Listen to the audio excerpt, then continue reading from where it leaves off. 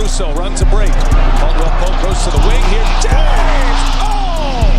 Trying to play at the defensive end. Got blown by back. Oh, yes! Hook jam! Harden, step back. Puts up the three. Got hit. Shot's good! And one! Back this time here, Steph. Oh, Russell Westbrook!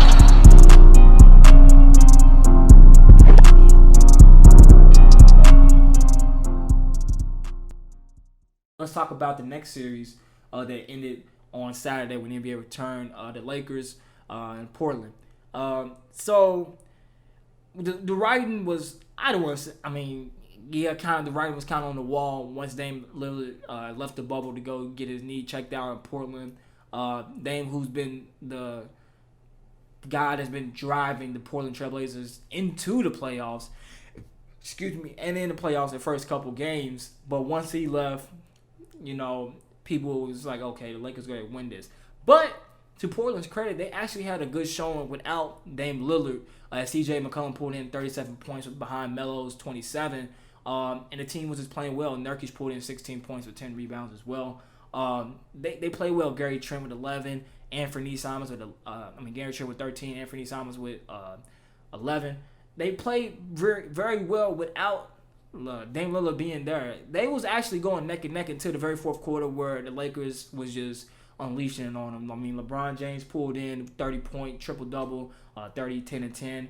And AD had 43 points with 9 rebounds and I think 6 assists, or 3 assists to be exact.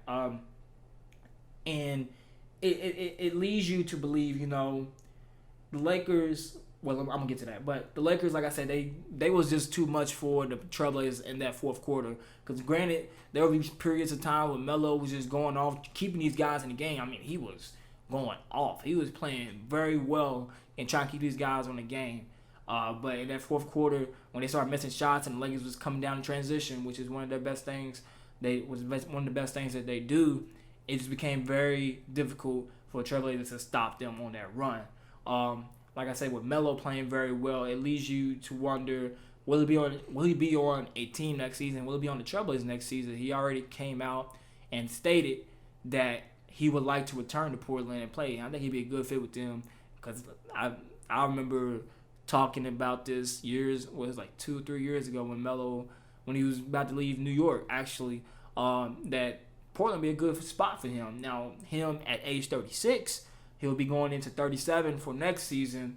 Will he still be a good player? From the showing that he gave us in the bubble and the playoffs, I think if he continues up that work and that like just style of play and can be consistent with Dame and CJ, I think he'd be a good fit on that team. Anywhere else, you know, it could be a team, you know, that's needing for a wing. But I think with Portland, I think he's built an identity. I think he got a lot of confidence. I think he's become familiar with that system.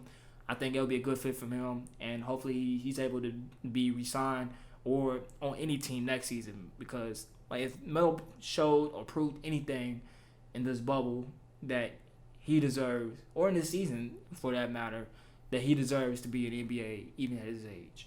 Now back to the Lakers. Like I said, LeBron pulled in a 30-point triple-double and AD played phenomenal. But KCP, a guy that people talk about and crap on, I didn't cuss that time, and crap on a lot, actually played good too. Finishing with 14 points, hit some good 3-pointers here and there for the team to win. Dwight Howard had 11 points. The rest of the team just scoring single digits. You know, I look at these stats and I remember watching the game. It makes me wonder, with LeBron and AD doing all of this just to beat a Dameless Portland, how will they fare against? I'm gonna get into this. It's the next thing I'm gonna talk about. How will they fare against a Houston Rockets team? Hopefully, if this is what they have to put on to beat a Dameless Portland Trailblazers team, you know, I remember talking about earlier in last episode that LeBron James needs to, you know, step it up a little bit. He was playing well in the series, but that's not the LeBron James in the playoffs that we've been used to, at least in recent memory. You know, if you go back to like the 2018 playoffs when he was there last time, he was putting on these incredible feats and like scoring tremendously. Now, granted, he didn't have, well, he had Kevin Love with him, but still, like, I was hoping that LeBron, and he pulled it out with this 30-point triple-double with 30, 10, and 10, like I said. I was hoping that he's going to pull out this zero dark 30 mode that he usually goes into. And it showed her in AD with 43 points. It was very important. But is this what they're going to have to do to win every game? Because they did this against, like I said, a Davis Portland team. But how would this fare against the Houston Rockets team who beat them, if I remember last time, I think the last time they played was the game, if I could be wrong, but the game that Houston implemented that small ball lineup, all 5 out, and they beat the Lakers, which was a shock to me because the Lakers are so big. You know, they got all these bigs. They got Dwight, JaVale, AD, LeBron, Kuzma.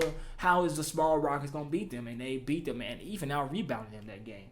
So if they are come to face the Rockets, hopefully, in the next round, that type of output is probably going to be necessary every game. Because as I said, LeBron didn't really bring this at the beginning of the series, and it was only like as the games went on that his scoring input increased throughout that series. AD, he's been playing well throughout the series. He probably averaged over 30. He's been playing phenomenal. Besides that first game.